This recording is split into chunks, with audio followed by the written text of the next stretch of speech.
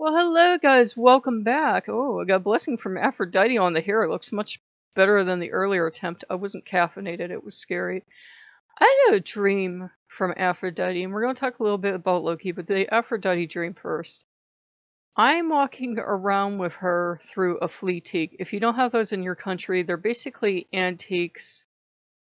Not Sotheby antiques, just old kind of junk stuff, but it's called flea teak. They're kind of antiques.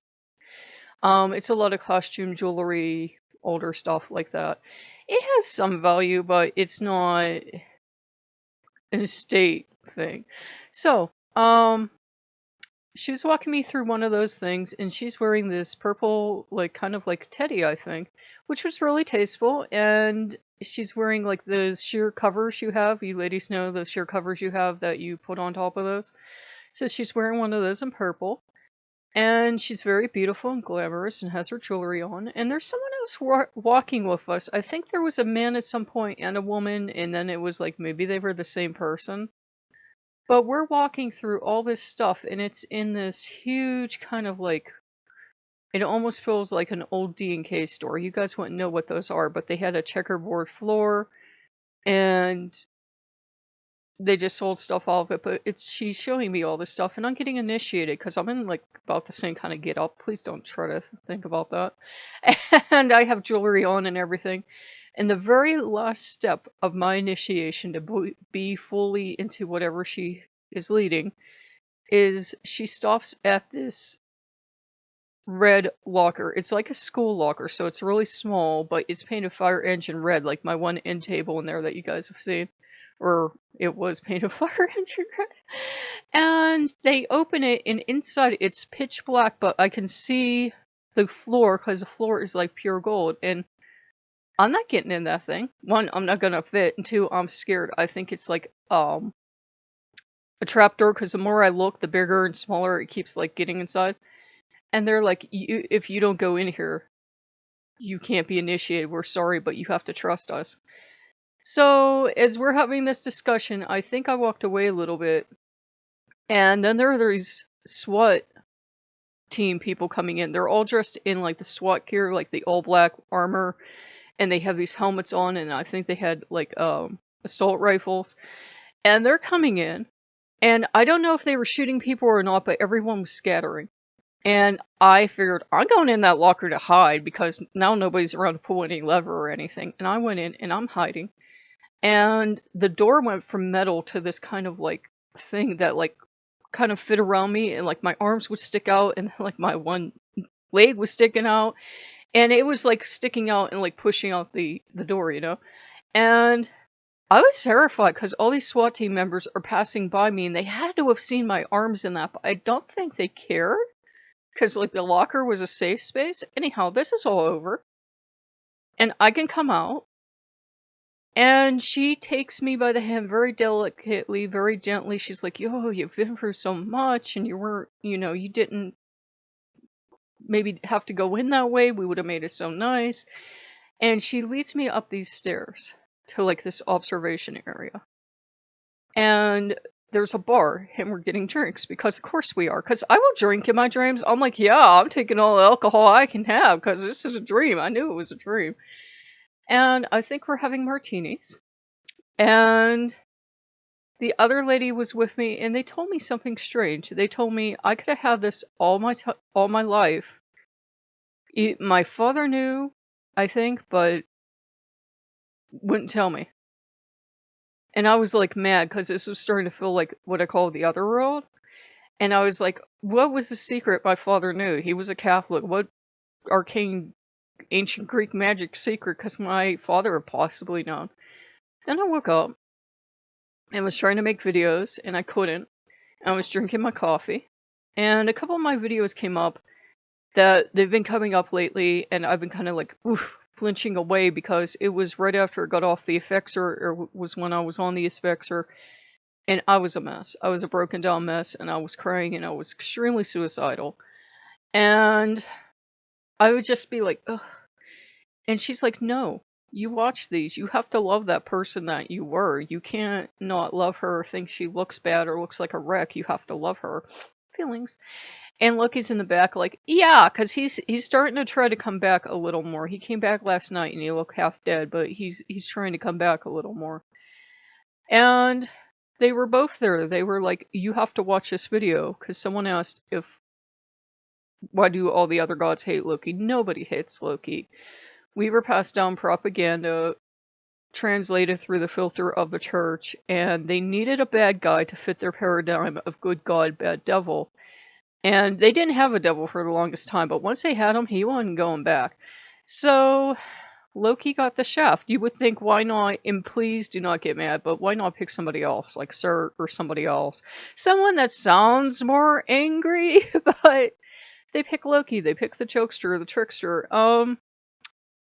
We have to remember stories are just that. They're stories. They're words somebody handed down. When we start taking them as gospel, we're just as bad as any other religion that does that and beats people over the head with her holy book. I was kicking myself because I wish I had shared, because Loki had shared something with me about the stories. In that, before I made that video, he had shared something with me that night that comforted me. But suffice it to say, because I'm asking him, I'm like, what did you share with me? What is this? I could really use this right now. He says, I think you know the truth. And the truth was, Loki was a popular god, but they had to pick somebody to get the shaft, and Loki got the shaft. Loki probably had worship like, say, Dionysus or Pan, so of course we're not going to find a lot of stuff with him. He would have been probably nature-related, and he was always on the go and always traveling, so a temple wouldn't make sense for him. You couldn't hold him in a temple. You can't hold Hermes in a temple either, but it doesn't mean he's crown prince of evil. And I was really touched, though, to watch that video. As broken down, as miserable as I was in worse condition then than I am now. And I had said something very telling. Not only that Loki helped me through that he did. He will walk you through even the very worst of times. When you're in that kind of depression, even if somebody had handed me $1 million, let's say $1 billion. Somebody handed me $1 billion and a mansion to live in and 50 friends, actual friends that would want to go everywhere and do everything with me, and world travel and everything else, it wouldn't have taken the sadness away. The sadness had nothing to do with my financial situation or where I was in life. It's just depression's a bitch. And you have to fight that bitch and punch her out repeatedly. Because depression, suicide run in my family. And I think Loki has been making sure, as things get a little rougher for me currently, he's making sure I have all the good actual friends I can among, the gods, so that if, the worst happens, and I've got the gods that have my back. Like, if he would ask Hermes philosophy is there's no such thing as being homeless. Your home is wherever you are. He says, you people are so addicted to having houses that you tie your entire self-worth up into them, and then where are you? He's just like, I really don't live any one place. Am I homeless? And what are you going to say to a god? Decades ago, Ligba had bitched me up because I said that one of my gods lived in a graveyard and one was a homeless roamer, and he was like, Leo, you listen here. So, they're definitely the gods of the road, the drifters and everything, and it was good to be reminded that, you can be homeless and still have a worthwhile life, and you can have absolutely everything and have the damn most miserable life in the world. Depression isn't fair, and it doesn't just target the poor. It's not a poor person's disease. It gets everyone. But yeah, Loki's been trying. I think it's really hard on him, but we were trying to be very careful. We were like, please don't overextend yourself. But at the same time, he's trying so that, because he knows little Fox needs Papa Fox to come back. I love all my gods dearly, but we know who my favorite is. I think I feel this vague smell, so we have like the candles and incense going. But that is not for us. If you are in the path of the hurricane and they are telling you to evict, evacuate, please evacuate. Get yourself somewhere safe. If you can't, you should know hurricane procedures in your area. I live in Tornado Valley, so I know what it's like. I've had tornadoes go right by my house. So, I know what it's like. I just, stay safe. Don't be stupid. Don't do the dumbass tourist thing, going out and taking pictures. Stay safe. The world can live without the pictures.